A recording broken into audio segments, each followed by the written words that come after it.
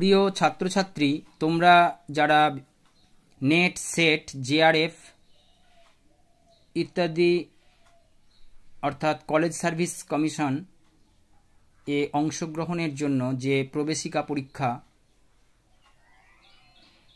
জন্য তোমরা প্রিপারেশান নিচ্ছ, তো যাদের সাবজেক্ট এডুকেশান সেই সমস্ত স্টুডেন্টদের জন্যই এই ভিডিও। তো অবশ্যই এই ভিডিও শেষ পর্যন্ত দেখবে। আশা রাখছি তোমাদের অনেক উপকারে আসবে। এই ধরনের প্রশ্নগুলি সাধারণত নেট, সেট এবং জেআরএফে এসে থাকে। তো প্রথম যে প্রশ্ন আজকে করতে চলেছি, 9 নম্বর দাগের প্রশ্নটি দেখো।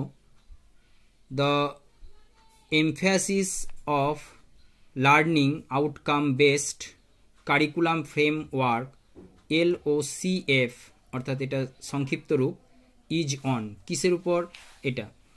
আচ্ছা, এটা হচ্ছে অ্যাপ্লিকেশান অফ নলেজ, এই অপশানটা হবে। আর providing holistic educational experiences to students, তাই না? এই দুটো, অর্থাৎ অপশান 1 এ এবং বি দুটোই হবে।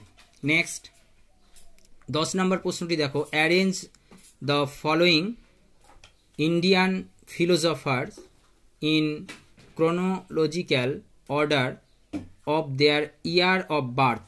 দেখো আমি এখানে ইয়ার অফ বার্থ অর্থাৎ ইয়ারগুলো আমি লিখে রেখেছি, সেই সঙ্গে বার্থগুলোও লেখা রয়েছে, তো দেখে নেবে এগুলো।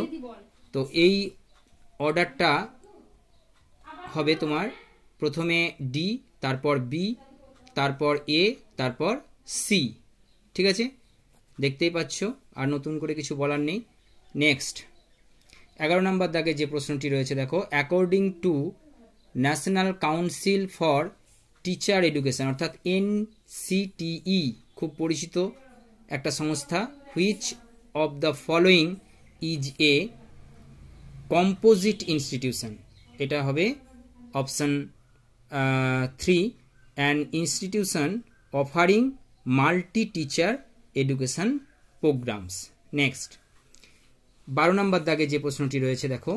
ইন অ্যান্ড্রাগোগি, এই অ্যান্ড্রাগোগিটা হচ্ছে অপশান এ, বি এবং ডি, অর্থাৎ learning of adults is there within its scope, এটা 1 নম্বরে। আর পড়লাম না, ভিডিওটা বড়